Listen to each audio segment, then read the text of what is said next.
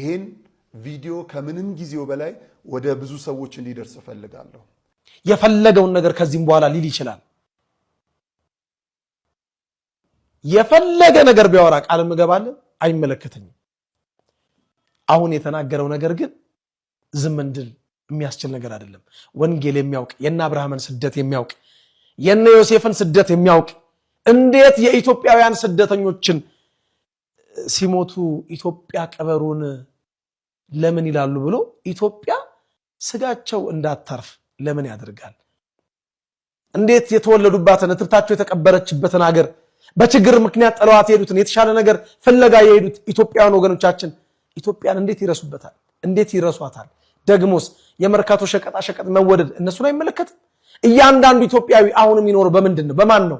እርግጠኛው ነገር በተለይ አዲስ አበባ ውስጥ የሚኖረው ሰው እንደምታውቀው ስራ እንግዲህ እጅግ በጣም አለ። ስራ ከተማ ውስጥ ስራ አለ። የብዙ ሰዎች የሥራ ቦታቸው ፈርሷል። ከኔ ጀምሮ ነው የምነግርህ።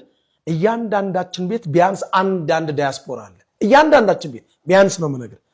እነሱ በሚልኩልን የሳንቲም ድቃቂና የልብስ ላቂ ነው ይሄን ክፉ ቀን እየገፋን ያለ ነው። ይሄ አሁን የምናገረውን ነገር ይሄን ሚዲያ አግኝተው የአዲስ አበባ ህዝቦች እያንዳንዱ ሰዎች የመናገሩ እድል ቢገጥማቸው 100% የሚስማሙበት ሐሳብ ነው።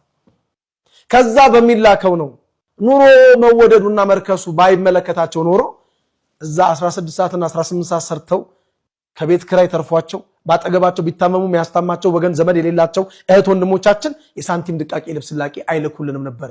እዚህ ኑሮ ስለተወደደባቸው ወገኖቻቸው ይልካሉ። እነሱ በመላካቸው እኮ ነው አሁን እኛ ሰርቫይቭ እያደረግን ያለ ነው። እውነት ለመናገር ማለት እኮ በተለይ አዲስ አበባ ልጅ በአብዛኛው ስራ አጥ ነው። ተምሮ የመጀመሪያ ዲግሪ ይዞ የመጨረሻ ስራ ሊሰራ የሚችለው ራይድ ነው የሚሰራው። ሌላ ምንም ስራ አይሰራም።